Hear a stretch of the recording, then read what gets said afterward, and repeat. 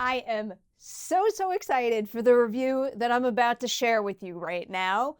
We are talking about the first of three Fear Street movies. It's Fear Street 1994. So the first installment of this trilogy, it focuses on introducing the rivalry between the town of Shadyside and the town of Sunnyvale, and also Shadyside's history of grisly murders. Our main character in this one is Deena, played by Kiana Madeira, and we follow her and her friends as they try to evade a killer running around in a skull mask. It kind of feels like I should probably be building up to this, but I just cannot contain how much I love this movie. Fear Street 1994 is officially one of my favorite films of 2021.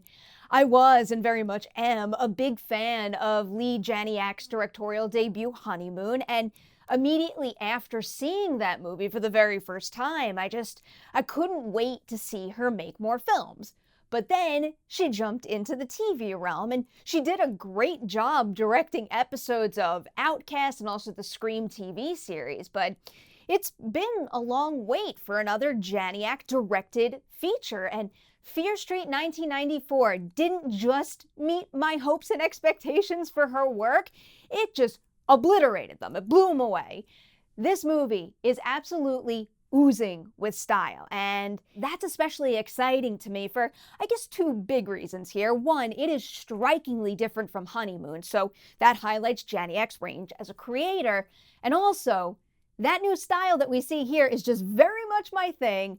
I don't want to spoil too many specifics for you on that because I want you to discover it for yourselves, but I think you're probably going to know exactly what I'm referring to here immediately after watching the film's opening sequence alone, just in terms of why this movie speaks to me so much. Yeah, maybe, I guess I've missed something worthwhile along the way, but it really feels like it's been a very long time since we've seen a horror movie that plays with the slasher genre as well as this one does. And Janiak just appears to really know exactly how to make the most of the traditional familiar qualities of the subgenre.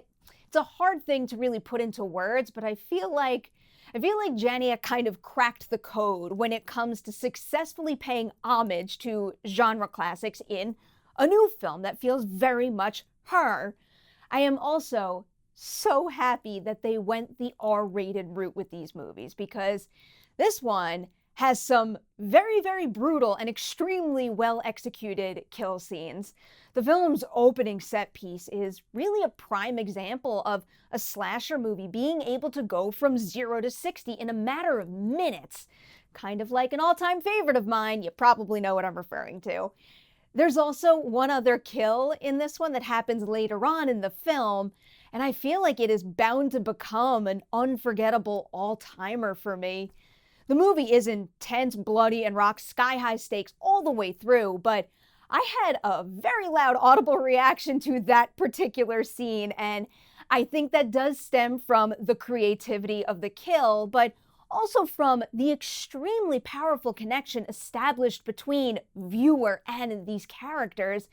I absolutely adore this lead ensemble so much. Deena is a little intense and aggressive, and some of her actions can be a bit frustrating to watch, but I think it really well reflects teen emotions and impulsiveness, and also I think a lot of her brash decisions very clearly come from a place of intense passion, and that's something that plays quite well because Madeira just makes it so incredibly palpable.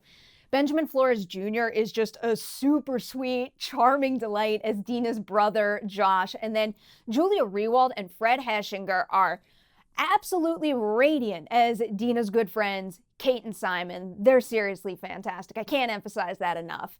As for Olivia Scott Welch's Sam, admittedly at the beginning, I was ready to label the character as being a little blah and less interesting, especially when she's alongside such big personalities. But it's her relationship with Deena and the state that it's in, and then also, let's just say, the especially perilous position that she's in compared to the other characters that I thought called for more subtlety and a more introspective performance at times, and Welch delivers big in that respect. With the two of them, I also have to highlight the undeniable chemistry between Welch and Madeira, and then on top of that, how well the Shadyside Sunnyvale rivalry plays into the pressures that they're feeling. It just all comes together to make for an especially powerful relationship that serves as a very strong heart for this highly entertaining slasher survival story.